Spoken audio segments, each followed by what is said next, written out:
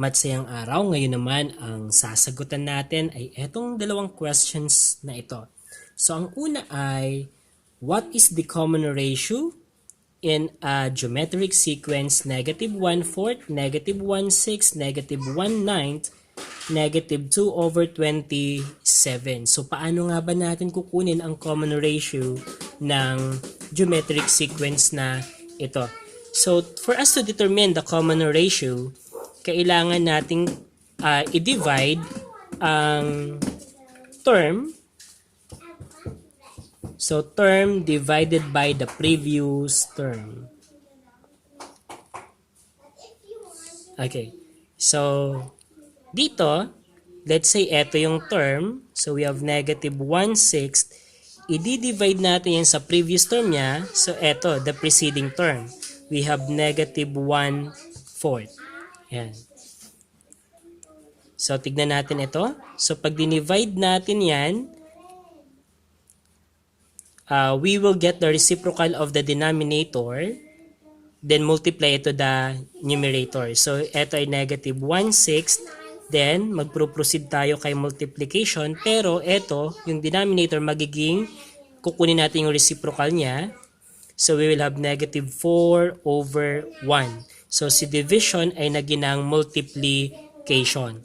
And then, eto dito ay imumultiply na natin. So, we have negative 1 times negative 4, positive na siya. So, positive 4. And then, dito naman, 6 times 1, we have 6. Kaso dito, kung titignan natin, ang 4 saka 6 ay divisible by a specific number. So, pwede natin siyang reduce. Ano po? So, 4 and 6. Divisible siya by 2, di ba? So, 4 divided by 2 is 2. 6 divided by 2 is 3. Then, 2 and 3. Meron pa bang number na makakapag-divide sa kanya maliban sa 1? Wala na. Ano po? So, ibig sabihin, ito na ang simplified form niya. So, ang isasagot natin ay 2/3. Ayan. Ayan yung sagot. So, tignan natin kung yan din ba ang magiging sagot kapag dinivide natin etong third term by the previous term, which is the second term. So, tignan natin. So, negative 1/9 divided by negative 1/6. So, magiging siyang negative 1/9 times 6 over 1. So, negative. Okay? So, i-multiply natin. So, negative times negative, positive. 1 times 6 ay 6. 9 times 1 ay 9. Okay, so 6 over 9. So, simplify natin to. 6 and the 9. May number ba na pwedeng makapag-divide sa 6 and 9? So, meron kasi pareho silang divisible by 3. So, 6 divided by 3, 2. 9 divided by 3, 3. Sa 2 and 3, meron pa bang number na pwedeng makapag-divide sa kanya maliban sa 1? Wala na. So, ibig sabihin, so 2/3 ang sagot. So, this is also equal to 2/3. So, napansin natin na pareho. Kaya nga siya tinatawag na common ratio. At masasabi din natin na ito talaga isang geometric sequence. Or else, pagkakamali or hindi geometric sequence iyon. So, dito nakuha natin ang common ratio ay positive 2/3. Okay?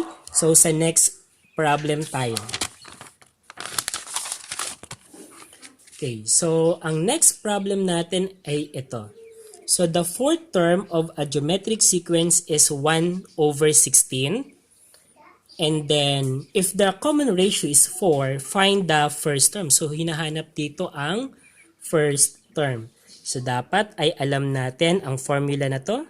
So, a sub n is equal to a sub 1 times the common ratio raised to n minus 1. So, this is finding the nth term of a geometric sequence.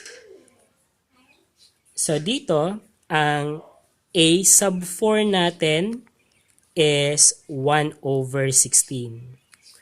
Ang first term natin ay hindi natin alam. Yan yung hahanapin.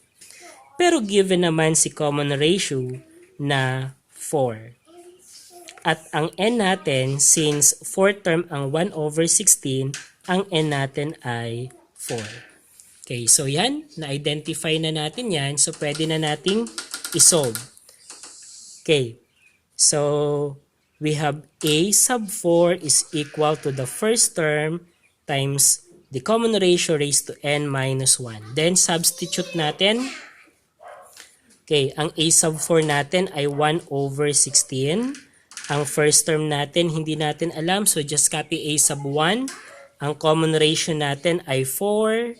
And then ang n natin ay 4. So raised to 4 minus 1. Then simplify natin. So 1 over 16 is equal to a sub 1, the first term. Then times 4 raised to 4 minus 1, that is 3. And then, pwede nating i-expand yung 4 cube. So 1 over 16 is equal to a sub 1. So that is equivalent to 4 times 4 times 4. Kasi 4 cube. So tatlong beses i-multiply sa kanyang sarili. Okay, next. Eto, since mga nasa numerator sila, pwede tayo maglagay ng denominator sa baba. Okay, and then cross multiplication or pwedeng gamitin si multiplication property of equality. So 1 times 1, 1 tayo, and then dito naman a sub 1, 16 times this expression. We have 8 times 1 times 4 times 4 times 4 times 16. Ayan. Okay, next, since kailangan nating mahanap si first term, kailangan nating i-divide to sa kung ano etong mga numbers na to, mga factors na to. So 4, 4, 4, and then 16. So 4, 4, 4, 16. Cancel, cancel kasi 4 divided by 4, 1. 4 divided by 4, 1. 4 divided by 4, 1. 16 divided by 16, 1. 1 times 1 times 1 times 1 is equal to 1 times a sub 1 is equal to a sub 1, which is the first term. Then dito naman ay 1 over, kukunin na natin ang product ng 4 times 4 times 4 times 16. So ano nga ba ang product nito? So 4 times 4 times 4 times 16, the answer is 1,024. So ibig sabihin, ang first term ng problem na to ay 1 over 1,024. So, again, isulat ko dito. So, ang final answer natin, okay, dito ko na lang isulat. So, answer, we have 1, a sub 1 is equal to 1 over 1,024. So, ito ang first term niya. Okay, sana'y nasundan at ma-apply sa inyong activity.